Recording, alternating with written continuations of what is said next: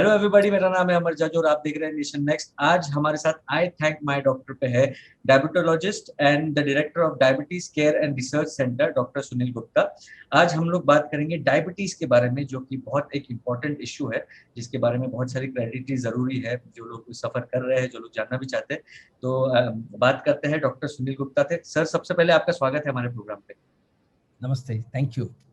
Sir, सबसे पहले बहुत सारी ऑब्वियसली डायबिटीज के बारे में काफी सारी अवेयरनेस है, लेकिन अगर लेमैन को हम लोग अगर बात करें लेमैन की, तो अगर उनको अगर समझाना जाए तो आप आसान शब्दों में कैसे समझा पाएंगे व्हाट इज एग्जैक्टली डायबिटीज? अमर, ऐसा है कि डायबिटीज आज की तारीख में पूरे विश्व में काफी ज्यादा फैल चुका है। जिस तरह से हम लोग आज कोविड पेंडेमिक के बारे में बात करते हैं, मेरे हिसाब से diabetes sometimes is more dangerous, because एक बार आ गया तो हमेशा के लिए रहता है। तो डायबिटीज का जहाँ तक आपका प्रश्न है सिंपल समझाने का, तो शरीर में शुगर की मात्रा का ज्यादा होना यानी डायबिटीज उसको माना जाता है।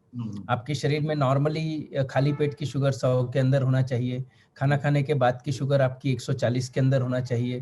तो यदि आपकी शुगर खाली पेट की 100 के ऊपर है और 125 के बीच में है तो उसको हम लोग प्री डायबिटीज बोलते हैं। और खाली पेट की शुगर यदि आपकी 126 के ऊपर चली जाती है खून में, तो उसको हम लोग डायबिटीज बोलते हैं। उसी तरह ग्लूकोज पीने के बाद या खाना खाने के 2 घंटे बाद यदि आपकी खाना खाने के बाद की शुगर 140 और 199 के बीच में रहती है तो उसको हम लोग प्री डायबिटीज बोलते हैं। और यदि 200 के ऊपर चली जाती है तो उसको डायबिटीज बोला जाता है। तो शरीर में खून के हमारे ब्लड में यदि शुगर की मात्रा ज्यादा हो जाती है तो उसको डायबिटीज बोला जाता है। अब ये डायबिटीज होता कैसा है, ये ज्यादा इंपॉर्टेंट है कि हमारे शरीर में एक ग्लैंड होती है which is called as pancreas. Now this pancreas gland have some beta cells, इसमें कुछ बीटा कोशिकाएं होती हैं which secrete actually insulin. Now this insulin is the hormone which actually controls, which reduces your blood sugar. तो यदि जैसे ही आप खाना खाते हैं तो आपके शरीर में आपके बीटा सेल से इंसुलिन निकलना शुरू हो जाता है और यह इंसुलिन आपके शुगर को कंट्रोल करता है। जो भी खाना खाते हैं उसका ग्लूकोज में कन्वर्शन होता है और ग्लूकोज को फिर हमारा इंसुलिन कम करके उसको एनर्जी में कन्वर्ट कर देता है। अब जिन लोगों के पेनक्रियास के बीटा सेल किसी कारण से काम करना कम कर दिए या बंद कर दिए तो उसमें इनफ इंसुलिन नहीं बन पाता। इनफ इंसुलिन नहीं है तो जो ग्लूकोज हम खाना खाने का जो ग्लूकोज तैयार हो रहा है वो ग्लूकोज एनर्जी में कन्वर्ट नहीं हो पाता और इसीलिए वो ग्लूकोज अपने ब्लड में जमा होते रहता है। That is what is diabetes. So it is because of the insulin deficiency, maybe because of the beta cell defect, or also there is a condition which is called as insulin resistance. यानी insulin है पर insulin काम नहीं कर रहा है। अक्सर जैसे अपन देखा है कि जो ज्यादा वजन वाले लोग होते हैं, मोटापा जिनमें ज्यादा होता है, उनमें इंसुलिन रहता है परंतु इंसुलिन अच्छे से काम नहीं करता है, which is called as insulin resistance. तो बीटा सेल डिफेक्ट यानी इंसुलिन बन नहीं रहा है और इंसुलिन रेजिस्टेंस यानी इंसुलिन है पर बराबर काम नहीं कर रहा है। अक्सर मैं छोटी बहुत सिंपल भाषा में यदि मैं समझाऊं अमर आपको और हमारे सभी श्रोताओं के सुनने वालों को, तो आपने लौंगी मिर्ची और शिमला मिर्ची देखी है? हाँ जी। तो जब आप जन्म लेते हैं, जब आप बड़े होते हैं तब आपका इंसुलिन लौंगी मिर्ची रहता है। जैसे ही आपका मोटापा बढ़ना शुरू होता है तो आपका लौंगी मिर्ची शिमला मिर्ची की तरह बनना शुरू हो जाता है और उससे आपका, अब उसमें साइज की बात ना करते हुए उसके तेजपन की भी यदि हम बात करें तो भी वो एप्लीकेबल होता है, ये वाला एग्जाम्पल। सर, बहुत सारे जो काम नहीं करता है, जैसे कि हमने कहा कि लेमैन के लिए हम लोग बात कर रहे हैं, जो लोगों को नहीं पता इसके बारे में। काफी बार हम लोग देखते हैं कि जनरल कन्वर्सेशंस में लोग एक दूसरे को बोलते हैं, अरे ज्यादा शुगर मत खाओ तुमको डायबिटीज हो जाएगा, ज्यादा मीठा मत खाओ डायबिटीज हो जाएगा। तो ये मतलब how would you like to clear the air about this? See, जहां तक डायबिटीज का सवाल है तो पहला सिंपल आंसर, मीठा खाने से शुगर नहीं होता। That's a simple answer, okay, मैंने साइंटिफिकली। परंतु आप यदि लगातार मीठा रोज खाएंगे, रोज आप हाई कैलोरी फूड खाएंगे, हाई फैट वाला खाएंगे, खूब सारा मीठा बहुत ज्यादा खाएंगे और यदि वर्षों तक आप खाते रहेंगे तो नेचुरली ये हमारे बीटा सेल को ज्यादा एग्जॉस्ट करेगा। जितना आप मीठा ज्यादा खाएंगे, जितना आप हाई कैलोरी फूड खाएंगे, उतने आपके बीटा सेल ज्यादा एग्जॉस्ट होंगे, उतना आपको इंसुलिन रेजिस्टेंस बढ़ने की संभावना रहेगी मोटापे के कारण। और इसीलिए हम बोलते हैं कि जितना खाएं उतना ही हमने बर्न करना चाहिए। और आप यदि खाएंगे ज्यादा और उतना बर्न एक्सरसाइज करके आप उसको बर्न नहीं करेंगे और आपका वजन यदि बढ़ते चले जाएगा तो नेचुरली आगे जाके डायबिटीज होने की संभावना रहेगी। तो आपका जो प्रश्न का उत्तर बहुत ही सिंपल है। यदि आपने एक आध दिन कभी खा लिया बहुत ज्यादा मीठा, आज अपने क्या बोलेंगे, एक बड़ा त्योहार आ गया, समझ लीजिए नवरात्र, आज अष्टमी है, आज हमने फरार कुछ खा लिया, या बीच में अपना दिवाली आती है या राखी का त्योहार, ऐसे कोई त्योहारों में आपने एक दिन बहुत ज्यादा भी यदि मीठा खा लिया, पर बाकी 365 दिन या 360 आपने बराबर एक हेल्दी फूड लिया, अनुशासन में रह के आप खाना पीना करते रहे, बराबर एक्सरसाइज करते रहे, तो उससे फिर डायबिटीज नहीं होता। तो मीठे से डायबिटीज नहीं होता, पर लगातार हाई कैलोरी फूड खाने से डायबिटीज आगे चल के हो सकता है। एक which brings me to an another question कि बहुत सारे लोग जो थोड़े केयर फ्री होते हैं, या जैसे कि आपने कहा कि खाने पे कंट्रोल नहीं है या एक्सरसाइज लेवल पे नहीं है, एक अक्सर आर्गुमेंट जो आता है जो लोगों के बीच में, वो है कि डायबिटीज हेरिडेटरी होता है और इसीलिए मुझे डायबिटीज नहीं हो सकता। तो आप उसको कैसे काउंटर करना चाहेंगे? ये बात बिल्कुल सही। There called as risk factor for diabetes. तो उसमें सबसे पहला आता है आनुवंशिकता या हेरिडिटी। अब यदि आपके पेरेंट्स को, दोनों पेरेंट्स को डायबिटीज है, तो नेचुरली बच्चों में डायबिटीज होने की संभावना ऑलमोस्ट 80% टू 90% भी हो सकती है। यदि एक पेरेंट को है तो सर्टनली अराउंड 40% तक चांसेस हो सकता है। एक पेरेंट को है और एक किसी सेकंड डिग्री पेरेंट, जैसे हम बोलते हैं दादा दादी, नाना, मामा, चाचा, मौसी, बुआ, इस टाइप के यदि सेकंड डिग्री में किसी को है तो संभावना करीब करीब 40 से 60-70% तक हो सकती है। तो यदि आपके घर में आनुवंशिकता है तो आपको डायबिटीज होने की संभावना। और उससे ज्यादा हमारी इंपॉर्टेंट बात यह है कि यदि आपके फैमिली में पिताजी को डायबिटीज 50 की उम्र में हुआ है तो आपको 10 साल पहले होने की संभावना है। यदि आपके पिताजी को या माताजी को 40 में हुआ है तो आपको 30 में होने की संभावना है। तो 10 साल पहले डायबिटीज होने की संभावना रहती है यदि आनुवंशिकता का रोल है तो। दूसरी चीज, यदि आपको आनुवंशिकता नहीं भी है, हेरिडिटी में दूर दूर तक की भाई माता पिता किसी को नहीं है, भाई बहन किसी को नहीं है, सेकंड डिग्री में भी किसी को नहीं है, इसकी संभावना बहुत कम है। पर फिर भी यदि ऐसा है तो भी आपको, आप शहर में रह रहे हैं तो आपको करीब करीब 12 से 14% संभावनाएं होने की, और गांव में रहता है तो 6 से 8% संभावनाएं होने की।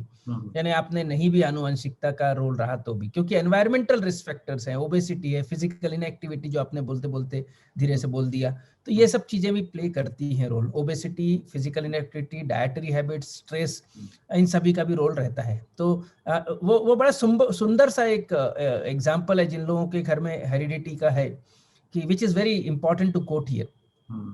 Genes are the loaded guns. Genes are the loaded guns. It's the environment which pulls the trigger. So if you are genetically prone, but if you are not allowing your environment to, to influence on you, and that these are the people who can be protected despite having heredity as a risk factor. जैसे कि आपने कहा कि सिर्फ hereditary एक risk factor नहीं है, बाकी भी चीजें बहुत सारे। तो ऐसे कौन से लोग हैं सर जो बहुत ज्यादा प्रोन है डायबिटीज के लिए? अच्छा, एक तो हमने बता दिया मोटापा, एक फिजिकल इनएक्टिविटी, ऐसे लोग जिनको प्रेगनेंसी डायबिटीज कभी हुआ है, प्रेगनेंसी के समय, कई महिलाओं को प्रेगनेंसी के समय डायबिटीज होता है, डिलीवरी के बाद निकल जाता है, तो ऐसे लोगों को हो सकता है। कई लोग जिनको स्टेरॉइड्स का सेवन करते हैं उनको हो सकता है। कई लोग जिनको पेनक्रियाटाइटिस या पेनक्रियास का इन्फेक्शन होता है वो लोगों को हो सकता है। तो ऐसे अलग अलग कैटेगरी के टाइप 1 डायबिटीज जो होता है अलग अलग होते हैं। 2 प्रकार के डायबिटीज होते हैं। अब आज हम लोग मेजोरिटी बात करते हैं टाइप 2 डायबिटीज की, क्योंकि 100 में से करीब करीब 97-96 लोग जो होते हैं उनको टाइप 2 डायबिटीज होता है, गोली वाला डायबिटीज होता है, जो सामान्यतः देखता है। परंतु जो टाइप 1 डायबिटीज होता है, बच्चों का डायबिटीज यूजुअली कोई भी उम्र में हो सकता है, पर बच्चों को कॉमन होता है, तो इन लोगों को जीवन भर इंसुलिन लेना पड़ता है। इनके डायबिटीज में बहुत बार कोई भी हेरिडिटी का रोल नहीं रहता है, यानी माता पिता में किसी को भी नहीं है, कुछ किसी को नहीं है, परंतु इनको ऑटो इम्यून डिस्ट्रक्शन के कारण होता है। यानी इनकी खुद की इम्यूनिटी, इनका खुद का इम्यून सिस्टम इनके खुद के बीटा सेल को फॉरेन समझ के डिस्ट्रॉय कर देता है। That's called as auto immune destruction of the beta cells. तो वहां भी फैमिली हिस्ट्री अक्सर कोई रिस्क फैक्टर नहीं रहता और इनको हो सकता है। सो सर, अगर समझाने जाए दोनों, अल्कोहल से भी होता है, शराब पीने से भी होता है, बहुत बड़ा इंपॉर्टेंट फैक्टर है वो भी। अल्कोहल यदि आप लेते हैं लगातार तो उससे भी आपको पेनक्रियास पे इन्फ्लेमेशन होके, क्रॉनिक पेनक्रियाटाइटिस होके आपको भी डायबिटीज होता है, and that is more serious diabetes. I was going to ask that sir, मेरा अगला क्वेश्चन वही था कि व्हाट काइंड ऑफ हैबिट्स आप जनरली देखते हैं कि हैबिट, जैसे अल्कोहलिज्म हो गया या can it be smoking as well, what kind of habits can lead to diabetes? Habit में सबसे ज्यादा तो मैंने डाइटरी हैबिट्स बोला कि आपको यदि बहुत ज्यादा फास्ट फूड में जरूरी नहीं है कि हमको वेस्टर्न फास्ट फूड की ही बात करें. I feel Indian fast foods are also equally dangerous if they are consistently being taken for a longer period without restrictions and unhealthy food. So any unhealthy food, these are the things which need to be taken care. Alcohol मैंने आपको बता दिया. Smoking का role plus minus है, परंतु एक चीज और इम्पोर्टेंट है कि if you are a smoker, I am talking purely diabetes, प्रत्येक टाइप 2 डायबिटीज जो बड़े लोगों का डायबिटीज है, type 2 diabetes are 2 to 3 times at higher risk of having heart attack. Okay. Right. And these people, if take smoking, if they smoke, if they have habituation, this smoking or tobacco, even tobacco भी है उतना important है, गुटखा भी उतना ही खराब है जितना tobacco, जितना स्मोकिंग है. तो आप तंबाकू खा रहे हैं या स्मोकिंग कर रहे हैं तो आपका वो रिस्क और ज्यादा मल्टीप्लाई हो जाता है. तो smoking is more dangerous for the complications of diabetes than the diabetes per se. Sir इसके अलावा स्टेरॉइड्स वगैरह टाइप 1 डायबिटीज बताया, टाइप 2 डायबिटीज बताया. अगर हम आसान शब्दों, और आपने एक I think if I am not wrong gestational diabetes भी जो आपने बताया प्रेगनेंसी के दौरान होता है, तो आप क्या आसान शब्दों में हमें समझा पाएंगे कि ये तीनों डायबिटीज कैसे होते हैं? मतलब आई अप्रिशिएट योर पिकअप अमारा, very nicely you have picked up all 3 words. और बिल्कुल जिसको हम बोल सकते हैं ना, बिल्कुल ऐसा आपने बिल्कुल सेंटर में बुल पे अपने अटैक किया. तो टाइप 1 जैसे हमारे सुनने वालों के लिए, टाइप 1 जो डायबिटीज है, जैसे मैंने बताया कि यूजुअली बच्चों को होता है, 5 से 15 साल की उम्र में ज्यादा होता है, पर वो किसी भी उम्र में हो सकता है. हमने ये भी देखा है कि 60-70 की उम्र को वालों को भी देखा है कि डायबिटीज टाइप 1 हो सकता है.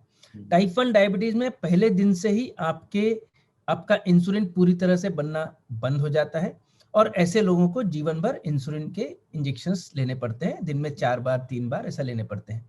परंतु यदि ये इंसुलिन बराबर लेते रहे तो इनकी लाइफ बाकी लोगों जैसी ही नॉर्मल रह सकती है. और अभी तो ऐसा है कि जो आप यदि जॉसलिन इंस्टीट्यूट में यदि जाएंगे, यूएस में है, बॉस्टन में, तो वहां पर तो उन्होंने पहले गोल्ड मेडल चालू किया था कि यदि कोई व्यक्ति 25 साल करता है तो उनको पहले सिल्वर मेडल देते थे. फिर उनको देखा कि अरे भीड़ बहुत ज्यादा बढ़ने लगी, 25 साल से यदि टाइप 1 है तो फिर उन्होंने 25 को 40 किया, तो भी नंबर ऑफ रेसिपिएंट बहुत ज्यादा बढ़ने लगे. फिर उन्होंने 50 किया, और रिसेंटली लास्ट ईयर उन्होंने उसको 2019 में उसको 75 साल कर दिया, क्योंकि मेडल लेने वाले लोग बहुत ज्यादा बढ़ रहे थे. कहने का मतलब इनडायरेक्टली यह है कि with type 2, even with type 1 diabetes on multiple doses of insulin, you can survive for even 75-80 years of age with insulin. So ऐसा नहीं है कि टाइप 1 डायबिटीज में लोगों का मिसकंसेप्ट है कि एक बार टाइप 1 डायबिटीज हुआ तो उससे लाइफ स्पैन कम हो जाता है. ऐसा नहीं है. It can give you a very good lifespan. The only thing you have to be very well controlled. So this is about type 1 diabetes. इनको इंसुलिन लेना है. टाइप 2 जो डायबिटीज होता है, ये जैसे मैंने बताया कि यूजुअली 97% लोगों को, टाइप 96-97% लोग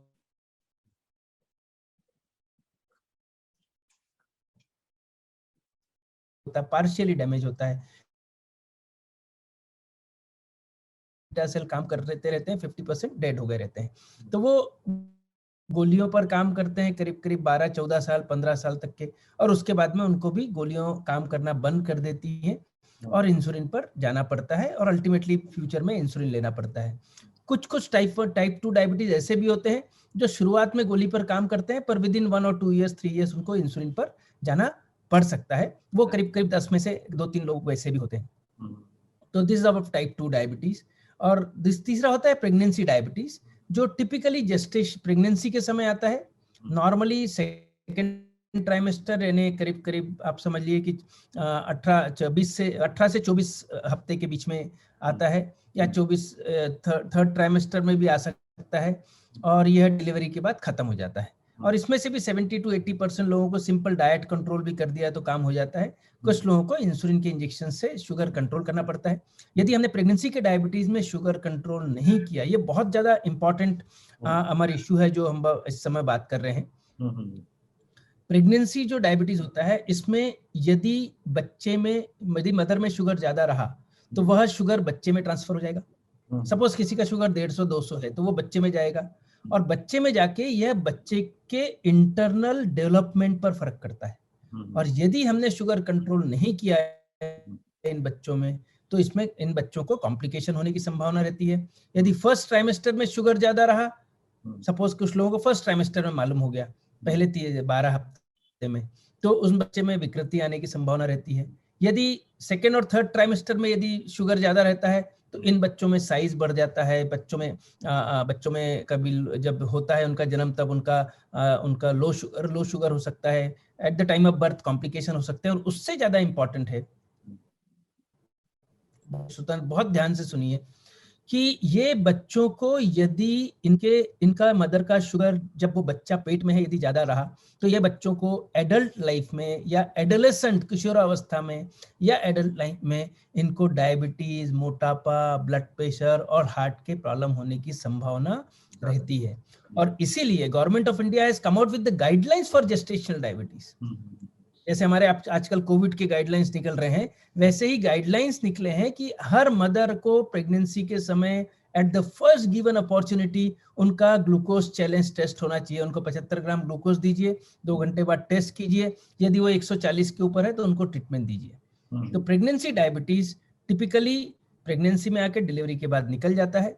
गोलियां यूजुअली अवॉइड करते हैं, पर मेटफॉर्मिन नाम की गोलियों से कई लोगों को हमको देना पड़ता है, वो दे देते हैं, परंतु उससे कंट्रोल नहीं आया तो हमको अल्टीमेटली इंसुलिन से कंट्रोल करना पड़ता है। टाइट ब्लड शुगर यदि हम कंट्रोल करेंगे तो मदर तो हेल्दी रहेगी, बच्चे के जन्म के समय बच्चे का साइज भी नॉर्मल रहेगा, बच्चे का जन्म भी रहेगा, पर उससे ज्यादा इंपॉर्टेंट एक है कि हम फ्यूचर जनरेशंस को सेफ रख पाएंगे। Otherwise, you will have a child, but then you will have a child which is going to have a problem in adult life. A lot of problems. Yes. So it's called as transgenerational transmission. So that is why इतना जरूरी है कि आप जब pregnancy के दौरान diabetes हो तो उसका ध्यान बहुत ज्यादा भूले ना। जिस तरह से आप हीमोग्लोबिन टेस्ट करते हैं, VDRL टेस्ट करते हैं, HIV का टेस्ट करते हैं, ब्लड ग्रुप का टेस्ट करते हैं, ग्लूकोज लेके 75 ग्राम ग्लूकोज लेके 2 घंटे बाद वाला टेस्ट आपकी गायनेकोलॉजिस्ट भूले तो चलता है, आपने नहीं भूलना है और करना ही है। सर, नेक्स्ट क्वेश्चन मैं आपको पूछना चाहूंगा कि जिनको नहीं पता है कि उनको डायबिटीज है और जिनको हो सकता है तो उसके सिम्टम्स क्या है? What are the symptoms of diabetes? देखिए, टाइप 2 डायबिटीज जो मेजर लॉट है हमारे सोसाइटी में, इसमें 80 to 90% लोगों को किसी प्रकार के कोई सिम्टम्स नहीं रहते हैं। ओके। और सिम्टम्स जब आते हैं तब बहुत ट्रेन आगे जा चुकी होती है, तो बात बहुत आगे निकल चुकी होती है। तो ideally every one of us, यदि आपके पॉजिटिव फैमिली में किसी को पॉजिटिव हिस्ट्री है, तो आपने 30 साल की उम्र के बाद कोई भी रिस्क फैक्टर से, आपको ओबेसिटी है, फैमिली में हिस्ट्री है, या आपको प्रेगनेंसी में डायबिटीज हुआ है, तो 30 साल के बाद साल में एक बार टेस्ट करते रहना चाहिए। अच्छा। दूसरा, जिनके फैमिली में हिस्ट्री नहीं है, उन्होंने एटलीस्ट 40 साल के बाद एक बार साल में टेस्ट, जैसे आप अदरवाइज एग्जीक्यूटिव चेकअप करते हैं, तो उससे आपने टेस्ट करना चाहिए। उसमें 2 प्रकार के टेस्ट होते हैं। एक होता है अपना ग्लूकोज टॉलरेंस टेस्ट, जिसमें खाली, मैंने बताया शुरुआत में कि आप खाली पेट टेस्ट कराएं, फिर ग्लूकोज लेके 2 घंटे बाद टेस्ट कराएं, और उसमें यदि आपका शुगर 126 के ऊपर है तो डायबिटीज है, या ग्लूकोज लेने के बाद 200 के ऊपर है तो डायबिटीज है। यदि वह 140 और 200 के बीच में है तो वो प्री डायबिटीज स्टेट है। और ये प्री डायबिटीज भी हमारे लिए बहुत फोकस्ड ग्रुप है, जैसा हमने प्रेगनेंसी डायबिटीज की बात की, उस बारे में और थोड़ा सा मैं चाहूंगा बात करना। और यदि आपका शुगर 140 के अंदर है ग्लूकोज लेने के बाद, तो नॉर्मल है। उसी तरह खाली पेट भी हमने बताया, तो खाली पेट के भी टारगेट्स जो होते हैं 126 के ऊपर डायबिटीज, 100 के ऊपर और 125 के बीच में इस pre diabetes, and less than 100 is normal. So सभी ने करना चाहिए, जिससे कि आगे जाके आपको तकलीफ ना हो। जितना अर्ली डायग्नोसिस करके हम उसको लाइफस्टाइल मॉडिफिकेशन से, डाइट से, एक्सरसाइज से, वजन कम करके हम यदि जितना ज्यादा शुरुआत में करेंगे, उतना ही ज्यादा हम आगे आने वाले कॉम्प्लिकेशन से हमारे को, अपने जनरेशन को बचा पाएंगे। तो जो प्री डायबिटीज होता है, ये प्री डायबिटीज भी काफी ज्यादा है हमारे समाज में। करीब हम बोलेंगे कि 7.8 crore we have diabetes, but at least we have 5 crore of pre diabetes, and they are not being diagnosed. कभी किसी ने टेस्ट ही नहीं कराया, सब लोग प्री डायबिटीज। और इसमें से 50% को अगले 5 से 15 साल में डायबिटीज 100% होना है।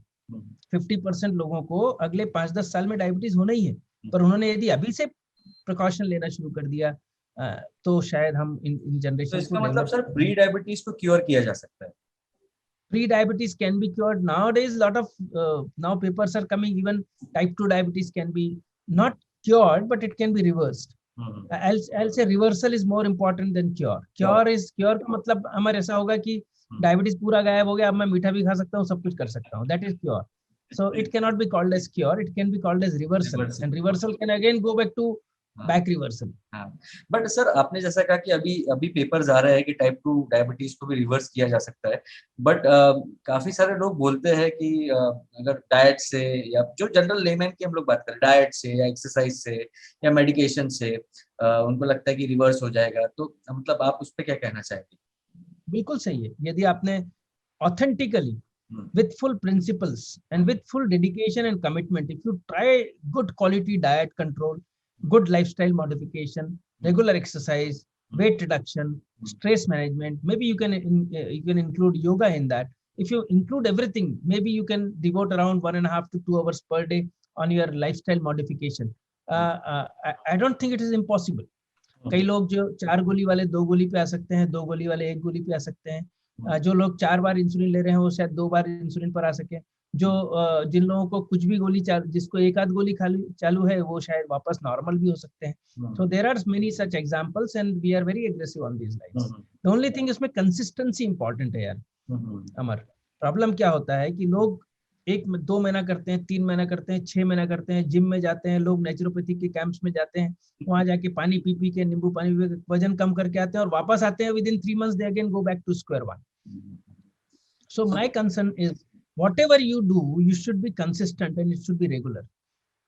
सर एक आखिरी क्वेश्चन मैं आपसे पूछना चाहूंगा, बहुत इंपॉर्टेंट है कि आपने मुद्दा अभी कहा था कि अर्ली डायग्नोसिस बहुत जरूरी है ताकि आप उसको कंट्रोल कर सके. या प्री डायबिटीज है तो आप हो सकता है उसको रिवर्स कर पाए, लेकिन हम देखते हैं कि डायबिटीज एज अ होल लोगों को एक डर होता है कि अगर मुझे डायबिटीज हो गई तो मेरा एक लाइफस्टाइल चेंज हो जाएगा पूरा, या कुछ हो जाएगा मुझे. तो उस चक्कर में लोग अपना टेस्ट भी नहीं करवाते, या करवा भी लिया तो वो घर पे कुछ करना शुरू कर देते हैं, उनको लगता है मैं कंट्रोल कर लूंगा. तो हाउ आपने मेरे पुराने लेक्चर सुने हैं, या तो आपने मेरे पुराने लेक्चर सुने हैं, क्योंकि दैट इज वेरी ट्रू. लोग बिल्कुल जहां हमने स्क्रीनिंग कैंप रखा, नहीं मैं नहीं करवाता, क्यों, फालतू निकल गए तो. That's very natural response from people. Very true. नहीं, पर ऐसे लोग, आप क्या कहेंगे ऐसे लोगों को कि कितना इंपॉर्टेंट है अर्ली डायग्नोसिस, कितना इंपॉर्टेंट है? हमको अभी मेरे ख्याल है कोरोना ने हमको ये तो समझा दिया कि health awareness is most important. आज ही मैं किसी से बात कर रहा था कि जिंदगी में मैंने 30 साल की अपनी 30 साल क्या, यदि हम अपने मेडिकल स्टूडेंट की लाइफ से, करियर से हम शुरू करें तो ऑलमोस्ट 40 साल से हो रहे हैं. 40 साल से हम लोगों ने कभी देखा नहीं कि घर में ऑक्सीमीटर रहेगा और हम लोग पल्स SpO2 घर में देखेंगे. थर्मामीटर के अलावा कभी नहीं था, पर हमको अब लगता है कि पल्स ऑक्सीमीटर भी होना चाहिए, ग्लूकोमीटर भी होना चाहिए, ब्लड BP अपरेटस भी होना चाहिए, थर्मामीटर भी होना चाहिए. तो मेरा ख्याल है हम सभी लोगों में अभी अवेयरनेस बढ़ी है कोरोना के बाद से, और अभी हमारी जनरेशन थोड़ी सी जागी हुई है. और बस इतना है कि फिर से जल्दी नहीं सोना चाहिए. इसलिए कहीं ना कहीं हम लोगों को इस तरह के अवेयरनेस प्रोग्राम लेते रहना चाहिए कि बहुत ज्यादा इंपॉर्टेंट है इसमें अर्ली डिटेक्शन का, क्योंकि डाटा ये बोलता है कि 50% of people when they are being diagnosed they have pre existing complications of diabetes.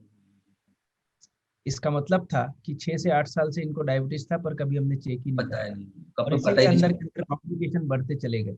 तो कॉम्प्लिकेशन होने के पहले ही सब कुछ कर सकते हैं, ये समझ के चलिए. हम जितना जल्दी इसको डायग्नोस करेंगे. और अब लोगों में डर ये है कि मेरा मीठा बंद हो जाएगा. अरे यार मीठा बंद हो जाएगा, पर बाद में 400 पे शुगर निकलेगा, इससे अच्छा अभी 200 या 150 पे निकलेगा, तो मैं अभी से आपकी लाइफ फ्यूचर सेफ हो जाएगा. आई थिंक डरना is not the key. Diagnosis जितनी जल्दी हो उतना ज्यादा बेटर है. नहीं, डायग्नोसिस में early diagnosis is the key to success. but sir, as we spoke earlier as well कि जो आपने कहा कि early diagnosis is equal to success, तो क्या ये सही है कि जितना अर्ली डायग्नोसिस होगा उतने जल्दी आप मैनेज कर पाओगे चीजों को, उतने जल्दी आप healthy lifestyle. That is why I am saying you आप यदि 600 पे आओगे तो नेचुरली इंसुलिन चालू होगा. पर आप मुझे 150-200 हुआ तो मैं बोलूंगा यार एक काम कर, तू बस 6 महीने में मेरे पास एक बार आते हैं, या बस अपना एक्सरसाइज करते जाओ, वजन कम करो यार, घर में ग्लूकोमीटर से अपना टेस्ट हफ्ते में 10 दिन में एक बार करते रहो, 15 दिन में, और उसको मेंटेन करो. जब बढ़ेगा तब मेरे पास आना, अदरवाइज 6 महीने बाद आओ. So this will be my prescription for people who are early diagnosed early. And उसी की जगह यदि 500-600 पे आएगा तो मैं बोलूंगा पहले एडमिट हो जाओ, फिर उसके बाद इंसुलिन लो 3-4 महीना। इंसुलिन लेने के बाद में फिर हमको गोली पे शिफ्ट हो गए, फिर भी देखेंगे गोली पे शिफ्ट हो पाते कि नहीं हो पाते। तो all this things will start and believe me, see important अमर क्या है कि हमको शुगर कंट्रोल क्यों करना है, वो बहुत इंपॉर्टेंट प्रश्न है। Most of the people don't have any symptoms, तो फिर हमने क्या करना। तो कॉम्प्लिकेशन जो होते हैं उससे बेसिकली हमारी जो खून की नलियां होती हैं उसके अंदर कॉम्प्लिकेशन होते हैं। That is why diabetes is also called as vascular disease. See high blood sugar, high cholesterol and high blood pressure, these three things basically spoil the full health of the vessel। और आपका पूरा शरीर vessel से भरा बिछा हुआ है। आपके यहाँ भी ब्लड वेसल है, आपके आंखों में ब्लड वेसल है, आपके हार्ट में ब्लड वेसल है, आपके ब्रेन में ब्लड वेसल है, आपके पैरों में ब्लड वेसल है, आपके आपके आपके किडनी में ब्लड वेसल से, आपके हाथों पैरों में ब्लड वेसल से, जहां जहां है वहां ब्लड वेसल से। और ये वेसल जब अंदर के अंदर खराब होगी, उसमें कुछ कुछ वेसल्स इतनी है कि they are too small blood vessels. और ये वेसल्स में जब अंदर हाई शुगर का, आप कल्पना कीजिए ना, हाई शुगर और हाई कोलेस्ट्रॉल का ब्लड कितना गाढ़ा रहेगा वर्सेस नॉर्मल वन। और जब ये गाढ़ा वाला हाई शुगर वाला जब विद हायर केमिकल्स अंदर यदि ब्लड रहेगा, तो that will certainly spoil the inner air of the inner space of the vessel, inner wall of the vessel which is called as endothelium. तो अंदर का जब हमारे वेसल की अंदर की लेयर जब डैमेज होगी, तो फिर वहां नेचुरली जब जैसे डैमेज हुआ, आप एक पाइप को इमेजिन करो ना। आपका पाइप यदि अंदर से पूरा पॉलिश रहता है तो वह कभी ब्लॉक नहीं होता, और जैसे ही वहां डैमेज हो जाता है अंदर के अंदर, तो वहां फिर कचरा जमा होना शुरू हो जाता है। Same happens in human body. आपने हाई कोलेस्ट्रॉल, हाई शुगर और ब्लड प्रेशर से हमारी खून की नली और उसका डायमीटर कम हो जाता है। So they all, and with smoking with और कम हो जाता है, and that causes complication. Brain complication हुआ तो पैरालिसिस हो सकता है। So, sir, आंखों में कॉम्प्लिकेशन हुआ तो safe to say that diabetes will have an effect on each and every organ of the body. Very true, very true. Each and every organ. Okay. Sir ये तो हुई जो आपने कहा कि ये बात हुई कि जिनकी शुगर बढ़ गई है। अब एक आपके लेक्चर्स में हमने देखा आप low blood sugar phenomenon which is called as hypoglycemia, तो उसके बारे में एक पहले हम हाइपरग्लाइसीमिया पे एक बहुत 30 सेकंड में बोल देते हैं कि यदि हमारा शुगर ज्यादा रहा है तो हमको कौन कौन से कॉम्प्लिकेशंस होते हैं, और इनकी जांच हमको साल में एक बार करवानी पड़ती है। तो जैसे मैंने बताया कि स्ट्रोक हो सकता है, आंखों में डायबिटिक रेटिनोपैथी होकर आंखों की रोशनी जा सकती है, इसलिए साल में एक बार आंखों की जांच कराना जरूरी होता है। हार्ट के ऊपर असर हो सकता है, इसलिए साल में एक बार ईसीजी, और यदि जब तकलीफ है आपको तो हार्ट के डॉक्टर से इको एंड ट्रेडमिल टेस्ट भी कराना पड़ सकता है। किडनी के ऊपर असर होता है तो उससे डायबिटिक नेफ्रोपैथी हो सकता है, किडनी डैमेज हो सकता है। तो अर्ली स्टेज में यदि किडनी डैमेज को पकड़ेंगे तो उसको हम कंट्रोल कर सकते हैं, नहीं तो बाद में हम किडनी को भी नहीं बचा सकते। पैरों की खून की नली यदि ब्लॉकेज होती है अमर, तो वहां पर गैंग्रीन हो सकता है और पैर भी काटने की नौबत आ सकती है। तो these are basic complications of diabetes. अब हम जाते हैं लो शुगर के बारे में, जो आपका प्रश्न था आज का।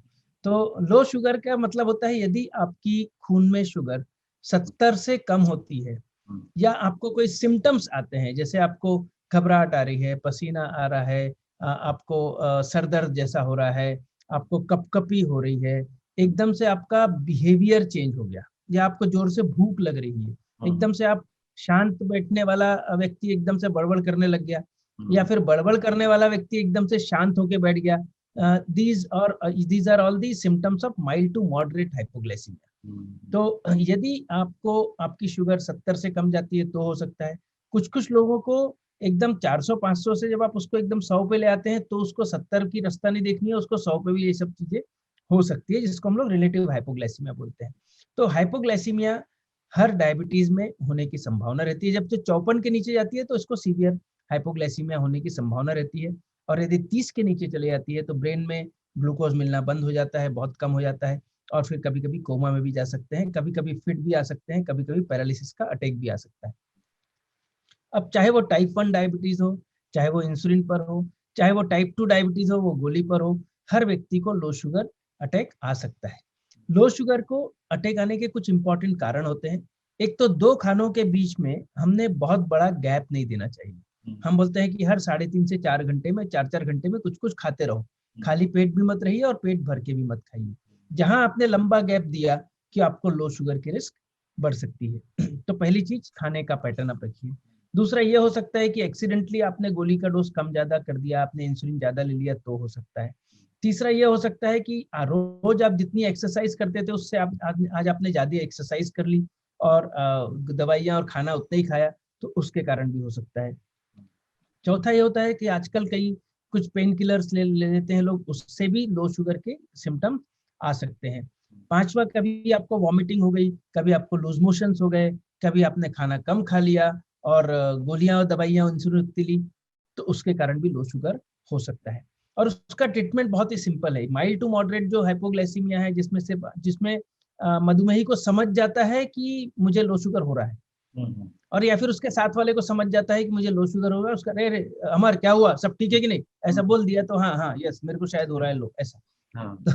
तो this is called as mild to moderate hypoglycemia. इसमें हम लोग बोलते हैं सभी, ये बहुत ध्यान से सुने जो सुनने वाले हैं, कि इसमें एक रूल ऑफ 15 होता है। आपने टेस्ट किया, आपका शुगर 60 आया, आपने तुरंत उसको 3 चम्मच, जो छोटी चम्मच आती है ना, जो चाय पत्ती की चम्मच होती है छोटी वाली 5 ग्राम वाली, उसने आपने 3 चम्मच ग्लूकोज डाल के मिला के उसको पिला दिया या शक्कर मिला के पिला दिया, और फिर 15 मिनट आप वेट करें। 15 मिनट में यदि आपका शुगर 60 से समझ लीजिए 80 पे ना आके 60 से 65 पे ही आया, तो आपको फिर से टेस्ट कर किया, आपने 65 आया, फिर से 15 ग्राम ग्लूकोज दे दिया। इस तरह से आप 15-15 मिनट में 15-15 ग्राम ग्लूकोज देते रहिए, जिससे कि आप ओवर करेक्शन नहीं करेंगे। लोग क्या करते हैं, एकदम से लो शुगर हुआ, खूब सारा मीठा खिला देते हैं और फिर एकदम शुगर 400 हो जाती है, तो यह नहीं होना चाहिए। तो दिस अबाउट हाइपोग्लाइसीमिया। हाइपोग्लाइसीमिया में बहुत सारे और भी चीजें हैं, आप यदि पूछेंगे तो मैं बताऊंगा। Sir thank you so much. I hope हमारे जो दर्शक हैं, हमारे व्यूअर्स हैं, उनके जो फ्रीक्वेंटली आस्क क्वेश्चंस रहते हैं डायबिटीज को लेके, वो उनका यहाँ सॉल्व हुए होंगे इस सेशन में आपके साथ में। Thank you so much. और हम आशा करते हैं कि आप इसी तरीके से मदद करते रहे डायबिटिक लोगों की, जो आप करते आए ऐसे। Thank you so much sir. So nice of you. Thank you very much. Subscribe to Nation Next YouTube channel and press the bell icon to get regular updates from Nation Next. Also like Nation Next Facebook page and follow us on Instagram and Twitter.